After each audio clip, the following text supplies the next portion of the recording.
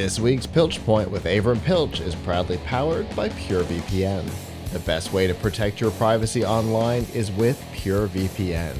You can hide your online activities, say goodbye to regional restrictions, and improve your streaming quality. Plus, it's available for almost all of your devices. You can get a special price and a 31-day money-back guarantee right now by going to pilchpoint.live/PureVPN. All right, it's been a little while. We've seen a lot of changes, but let's talk about Windows 11, Avram. You are muted again. Sorry. I was clicking to have all my Windows 11 machines open. I didn't want you to hear all the noise, so I turned it off for a second. Anyway, I have just in preparation for our show, I've upgraded my RAM this week, so I've got 64 gigs of RAM, which should be enough to run all these virtual machines that I'm going to show you. That the point of that is so I can run Windows 11 in a window and different versions of it and show them. So Windows 11 came out officially launched in October of 2021. So it has now been, 16 months, something like that, since it launched. And still, Windows 10 is the predominant operating system, but it's obviously, if you're buying a new computer, you can really not get it Windows 10 on it anymore. And the question is, is it time to upgrade? Should you upgrade if you're on 10? And what's changed? So there have been some recent changes. A new build of Windows 11, a new production build, has started rolling out. If you're on Windows 11 and you didn't get a major update in the last week, you can go to Windows Update and see it. And I will show you a couple of interesting things in that build and talk a little bit about what else is going on. So first of all, let me show you here. This is Windows 11 in Windows 11 production build right now. And what you'll notice is the search box. Search is back. Now,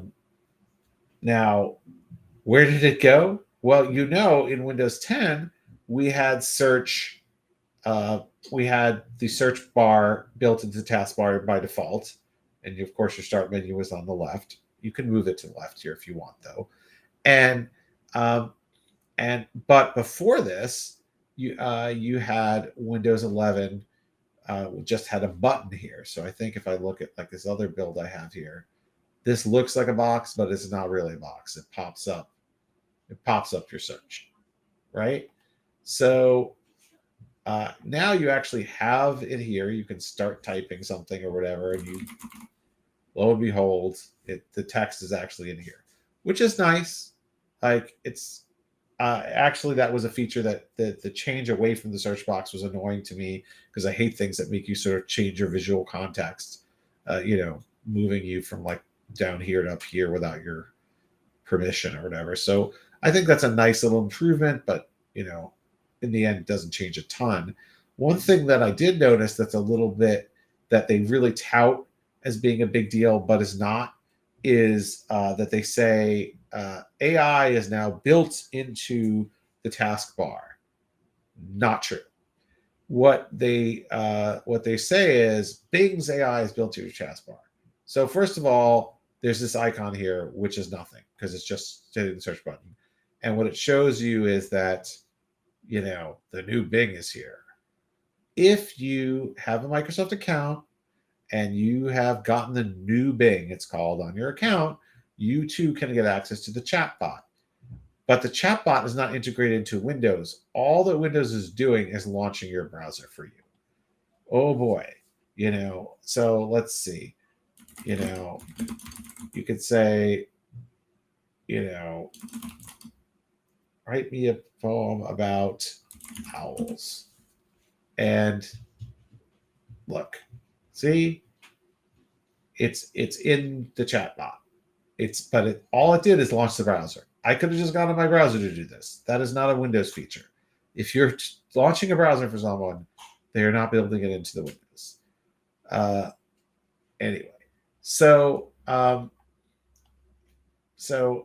that is the claim, but the reality is really more like you have the search box. They also have added some accessibility features. If you have if you have one of the like 3 ARM-powered Windows tablets that has a neural processing unit in it, you can. There's some nice AI features, although they were already included in Windows 11 since I think the fall, so they're just easier to access now. I don't know that that's a great benefit. The snipping tool has been updated, so it now has video screen capture. So now if you have this record button, you can actually record. What's kind of nice is like a section of the screen. So you just draw the box around the part that you want and then hit start. And then you can kind of move. Well, after it's the one, you can just kind of move it around within the box, do whatever you want within the box, and then you can pause or stop. If you stop, you see that you can like see what happened there or whatever. Well, that's weird that, yeah, anyway. So, and then you got to save it. You can save it as an MP4. So that's a nice little feature. There's tabs in Notepad. So now if you go to Notepad, there's tabs. Right. And those are kind of the main current features that you're getting. I mean, I'm not overly impressed with the tabs in Notepad because I use a third-party app called Notepad++, which has been doing this for years and a lot better because you can split the screen between tabs. So, I mean, you can use other apps that are way better than Notepad to do Notepad. It's literally the software that I use to read the opening of this show. I mean, Notepad++ is like my favorite program in the world. I shouldn't use it for some things that I use it for, but I use it for everything. So, like, I don't know. I don't see the great benefit. They're also, but hey, there also apparently it's easier. I don't really use Teams, but apparently it's easier to get to Teams from the little chat window. So, is this a major improvement in Windows? I mean, the search box was very annoying to me, the fact that you didn't have a search box. So it's getting a little better. But we'll have to, would that push me over the edge to switching to 11 for my full time? I run Windows 11 on my laptop, and on my desktop, it's Windows 10 still. I'm not quite there yet. But by the way, the same Bing thing happens in Windows 10. So if you're in Windows 10 and you have the new Bing in your Microsoft account, which I think anybody can sign up for, and you do a search there, it will also launch it. So there's absolutely no benefit. If you really want the Bing chat bot, there's no benefit at all to Windows 11. Speaking of things, so this is the new Windows 11 beta dev build that has come out, and it is 25309, and it has a few features that are not yet available in the final build. One is that there's this gallery feature, which gives you this like XAML gallery of your images, which on another version of this was actually sorted by date. It is sorted by date. It's just, it's a little unstable though, I should say. You can see it just crashed. So there's that. Although you don't have to have that enabled. There's in the settings menu, there is a new start menu setting available for that does not work yet, or somewhat works for deciding how much it's under personalization, right? How deciding like whether you want to show recommendations or something, but which I think it showed before. Then you can see whether you want to configure it for more or fewer recommendations. I mean, that's not exactly a deal maker or breaker. There should, I mean, I'm doing this virtual machine, so I don't have a lot of devices, but supposedly you have more, you have or will have more volume control options here for different programs, which is something that I think Windows 10 had a long time ago. So I don't know what it seems like bringing back stuff that Windows 10 had is supposedly an innovation. So, there's some improvements, although I feel like most of these improvements involve bringing back features they took away. There also is, and it does not work yet, but someone discovered this weekend that there is a feature showing that there will be AI wallpaper at some point. What that means is not really clear. And we should point out that AI is used as a buzzword, sort of like blockchain, that could mean anything and nothing. So, but some new wallpaper feature is coming at some point. So I don't know if I'm overly impressed with any of these features, but it's something. So the what do you think, Scott? Is there anything new in Windows that makes you feel more positively about Windows 11?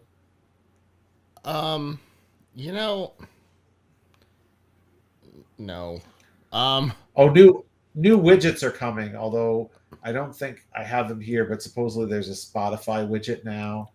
Well, there's Oh, actually an API for widgets, which I have been exploring in my very limited free time for work. So you'll have the opportunity to add widgets from developers in the very near term.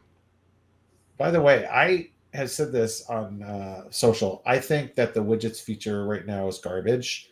I mean, I love the idea of having like special widgets here. What I don't like is that they throw all these news sources in your face, and you can't really turn them off easily. Yeah. So, like, I just wanted, like, you see the weather here. A lot of people don't like the weather widget. I like the weather widget. It's like, oh, great. I can see what the temperature is outside and what the weather is. That's lovely. Now, my inclination is to click it or hover it so I could see like the forecast, but it kind of buries the forecast in here. Like I kind of want to see like the 5-day or the 12-hour, the 24-hour. And then it gives me all this distracting news. And it's like, I don't want that, especially because some of the information there is not very well vetted at all, even though it actually is on MSN. So I found some things on there that were really Microsoft should be embarrassed for publishing, because we were talking before about who's a publisher or not.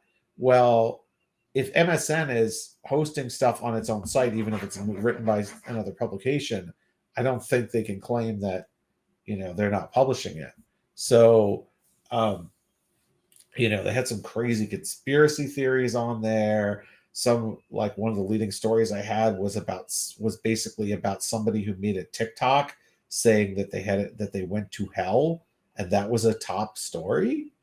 Like, this is what journalism is now. Somebody made a TikTok. I'm always curious when you get those videos. First thing I do is I go to mine. Maybe they just think I'm a weirdo. Maybe they just think I'm a weirdo. I never personalization. I never have these these articles and stuff, because there was one the one you posted about the other day. I went and looked it up. I had to read that one, the conspiracy theory one. I had to read that one. Now, but the thing is that they allowed on or signed up as a partner some sites that are just some publications that are just very disreputable. Or just not reputable. So, like, that's really weird. But the easy solution here is, why are you pumping this in my face? I mean, the same thing with the new tab. The new tab in Microsoft Edge, right? I turned this off But by default, it also gives you a bunch of news. Like, you're distracting me. Even if it was news I wanted to read, that's even more of a distraction. Like, I don't need you to distract me, Microsoft. Yeah, Please. I have the focused setup for the new tab personally. Yeah, but like, you can't turn it off here. I mean, you can go through and block each individual source. I think you can hide stories from this like You can publication. I think you can also go into the MSN News app on the device, sign in with the same account, and you can do all kinds of customizations in that. And I think it applies to this. You can, I think, but you can't get rid of everything. You could just say like, "Oh, I want more sports" or something like that. I don't think you could say, "I want nothing." I just want I just want the weather and nothing else, or I want the weather and like widgets for active stuff like Spotify or whatever.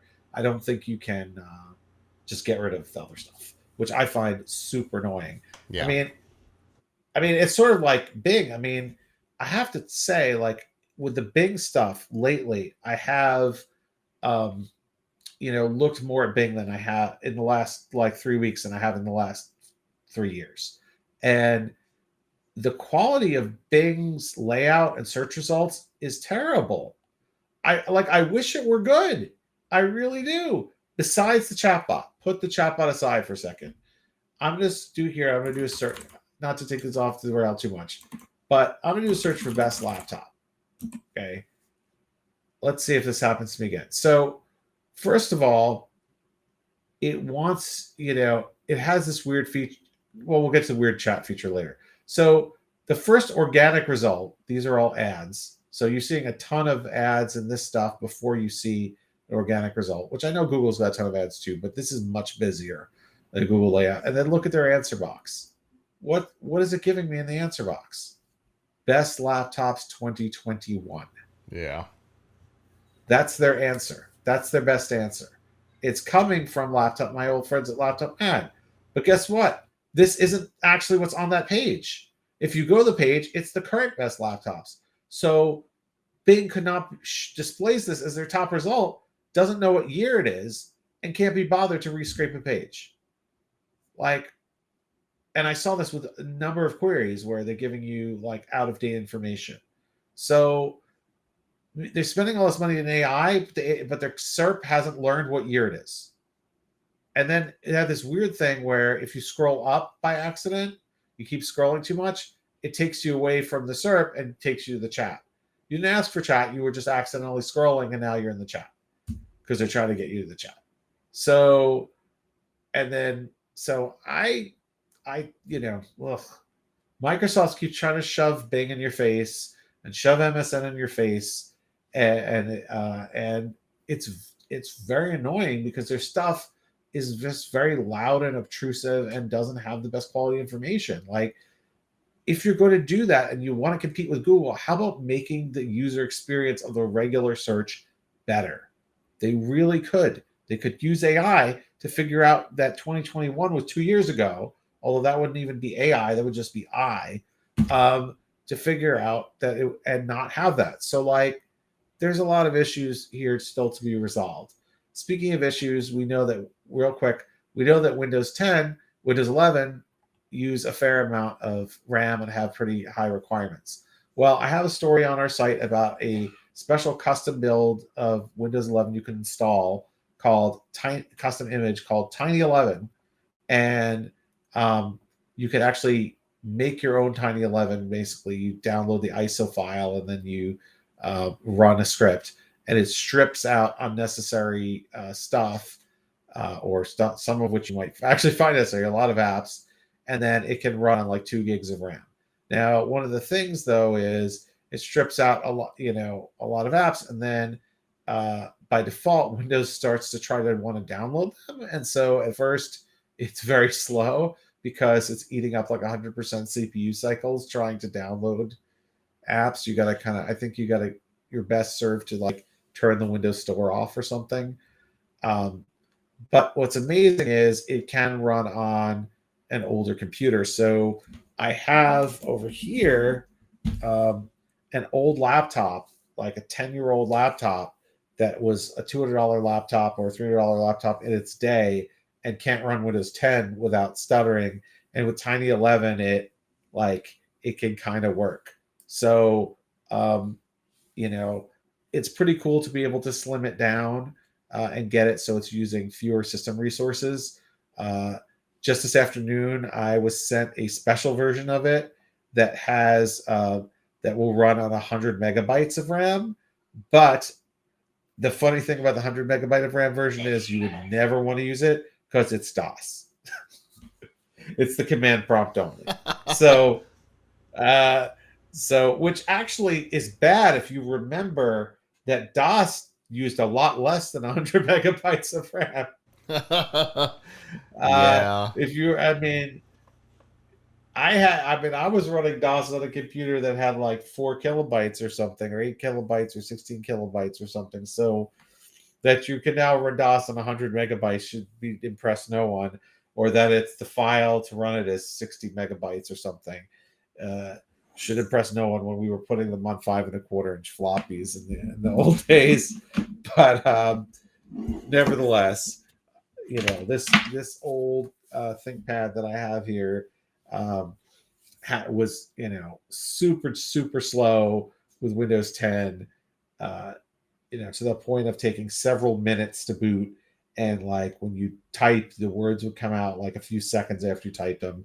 With Tiny 11 on here, it actually is somewhat functional. So, and there's room for more because Tiny 11 just uninstalls a lot of apps, but doesn't turn off most of the services. So we probably could save a lot more system resources. And I'm going to try to do this to experiments more by going through and turning off more Windows services that that I don't need. For example, a lot of people have by default print spooler turned on, but a lot of people these days don't print. So, do you need a print spooler? No, you can turn it off. So, there's a lot of Windows services like that that may not apply to everyone, and you can turn off and save RAM and save CPU cycles. But anyway, lots about Windows 11, Tiny 11, new features in Windows 11 on Tom's Hardware. We continue to follow Windows stories because there's a lot going on every day.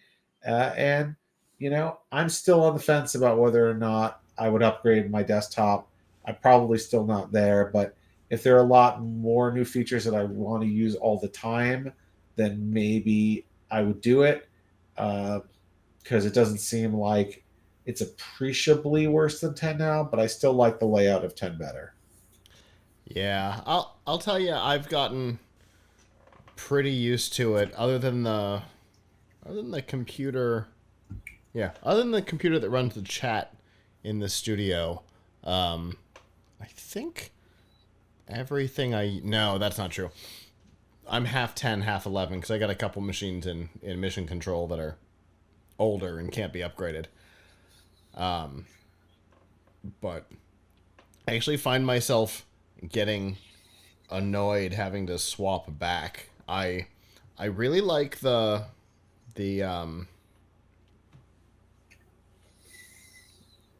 right side. It's more than just the notification area. I'm a fan of that setup. I'm a big fan of the new volume control that's coming. They have wholesale ripped off ear trumpet, which I've been using since I think Windows 8. Uh, so I haven't actually seen the Windows volume control UI in years. Um, but the new volume control setup is very similar to ear trumpet. I think it's the one in the dev build right now, which thank goodness for that. There's stuff going on that when I try to switch back to 10, I get confused about where things are. I have just gotten used to it at this point because hard to do big development projects on the wrong Windows target for me at this point. So I don't have a whole lot of choice. My primary machines had to upgrade. Yep. Well, anyway, lots to keep up with on Tom's Hardware. We look forward to continuing to follow it. Absolutely. And as always, I appreciate the information. There was a lot of interesting stuff in there, and look forward to what we talk about next time.